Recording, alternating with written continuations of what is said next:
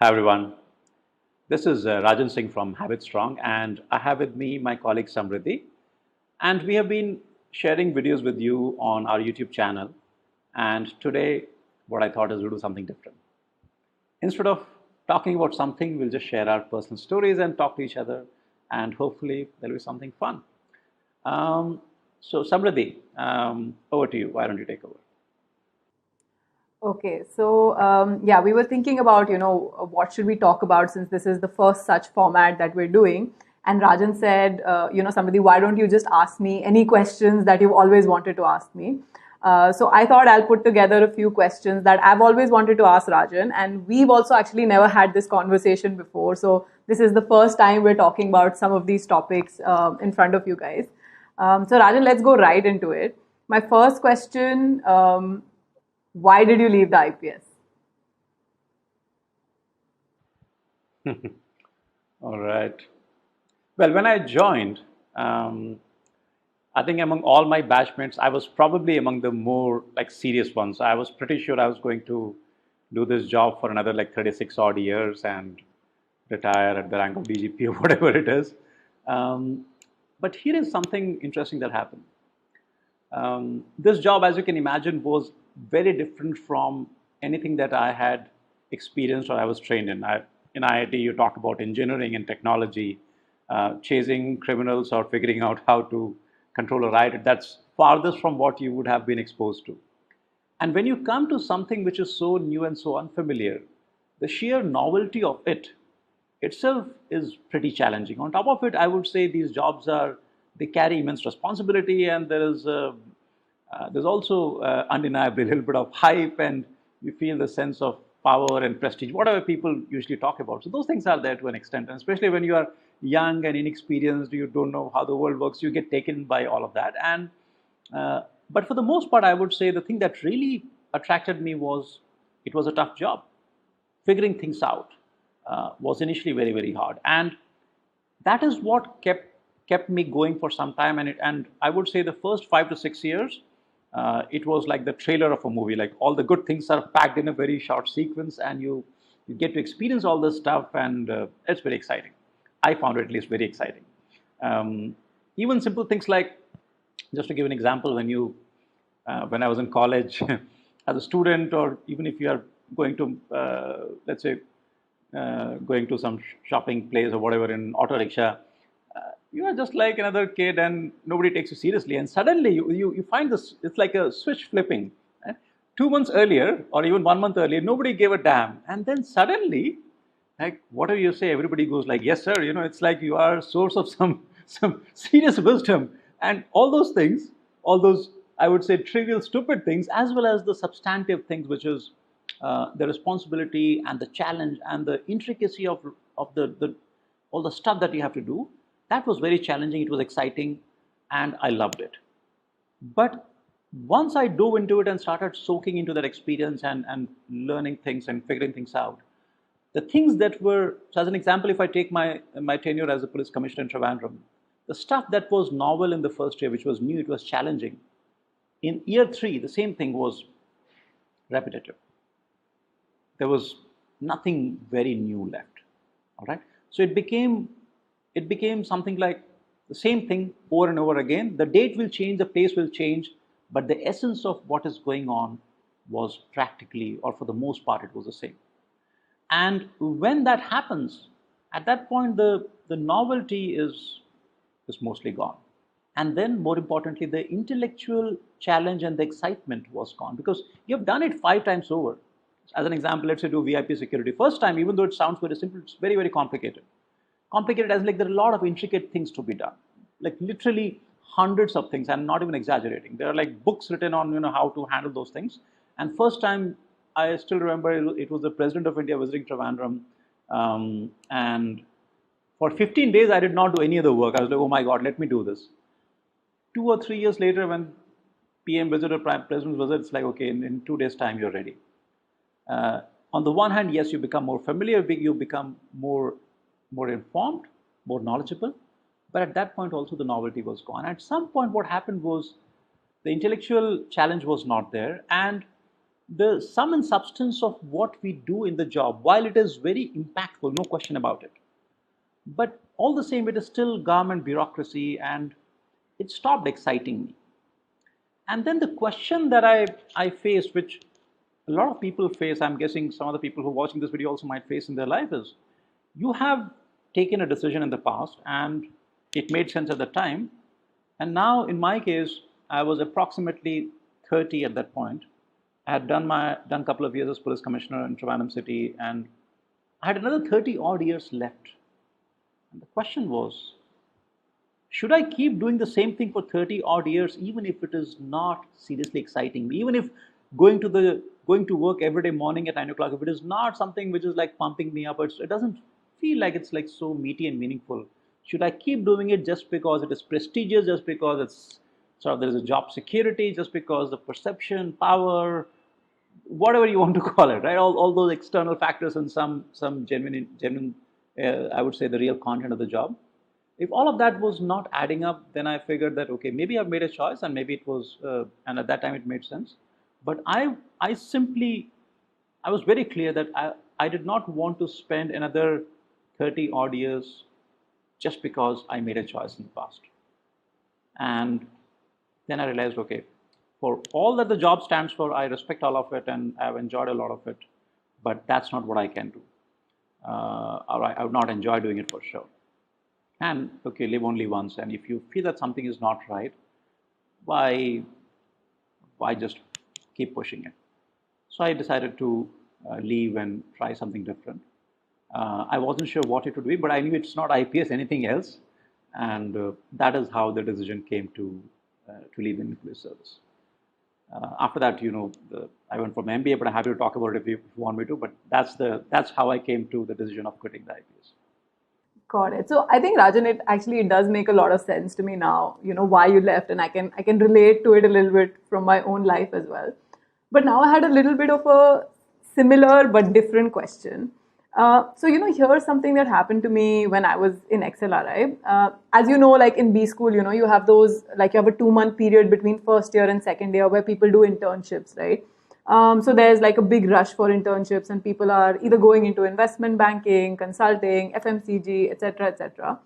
And at that point, when I was in my first year, I found out about this very interesting project that Pratham, which is an education NGO, they were doing in these 3 districts in Bihar, and I thought it would be like I would be on site, I would do that project, like it excited me so much. So then I told the placement committee, I said, look, I'm opting out of the placement or internship process, and this is what I'm going to do. And at that point, I remember, like my family was so dumbstruck. Like for my parents, this was like their version of like ladki haath se nikal gayi hai, and even like my B school colleagues were like, what is she doing with her life, and stuff like that. Now, so many years later, when I look back on it, it was like such a small decision, and I learned so much from it. But that makes me think about, the decision that you took, which was like you had been in that service for long, and it's like considered by some to be like the most prestigious job that there is in India. And when you decided, okay, I'm going to let this go and I'm going to start something from scratch, how did you deal with this whole, log kya kahenge, like family, colleagues, subordinates, like how was that experience for you? Yeah, I would say there'd be two parts to this answer. First is that when we take a decision, if I were to broadly break it down, you could break it down into some things which are internal to you. So, in some sense, what your internal compass says is the right thing, and then what the perception and the social pressure and the expectation of people. Um, Now, from like I said, internally, I was very sure this is what I wanted to do. So that lack of ambiguity certainly helped. Second thing is, one thing I was very clear is that I realized that whenever you look at any life experience, be it a job or could be any other context as well, I would say you go to a college, it could be the same thing. There is something which is intrinsically core to what you do, and there are things that people can see, and the two are not the same. So just to give an analogy, let's say you order something from Amazon and you get the guy comes with a big packet. Now there is a packaging and wrapper around it, and there is some stuff inside. The two things are not the same. So when the package comes, the neighbor can only see the package, but when you open, you know what is there inside. If the substance inside is not meaningful, it doesn't matter what the package looks like, because you're not going to consume the package, you're going to consume what is there inside. I think the same thing applies to our lives as well. Whether it is, so the packaging is what I would call the brand, the perception, the reputation, what the, like what I said, what society says and what other people think. I'm not saying it's completely irrelevant, especially if your parents or people who are close to your loved ones, if they have a point of view, you have to factor it in. But at the end of the day, the package will be taken out and thrown. And the reality of your life is going to be the substance. That is what you are going to live every single day. You will not see the package. So I had trained myself to keep that perspective that whatever you do, look at the substance of it. Now, does it matter what people think? I would say for the most part, it probably doesn't. But you have to obviously look at what your, maybe what your parents think, what your family thinks. Those things do matter. And fortunately, I was lucky in that respect. So my parents were, they didn't really care. In fact, when I joined the IPS, my mother was not even very keen. In fact, it was my decision. So usually, civil services, what happens is parents are the ones who are putting pressure, and then kids, children write that. In my case, it wasn't that scenario at all. So it was my personal decision. So when I decided to quit, they were perfectly fine with it. And the final, if I were to summarize the whole thing, what I would say is, it's your life to live. You have to live with yourself 24 hours a day. People are going to only see those glimpses of the package maybe a couple of times a day, a couple of times a week. And there's no logical framework in which it makes sense to live as per what people perceive. Having said that, the when you are in any job, the way people look at you, the way society treats you, all those things are they are in some sense real. So when you have this whole thing called status, respect, I can keep going on. They, in some sense, they are a reality.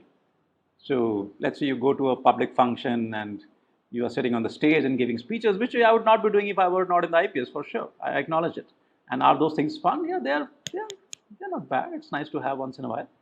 But once again, it's again a sideshow. It is not the core of it. So with that, once you think of it that way, I think you get a fair bit of clarity. And I did not have too much of a problem. But here's the thing: people were flummoxed, and there were some very very interesting, funny experiences. I'll just share one of them with you. Um, when I was when I decided to leave the service, this was would have been around 2004, and I was I was preparing to I was I had gotten all the GMAT guides and applications. I was just trying to figure out and working on all those things.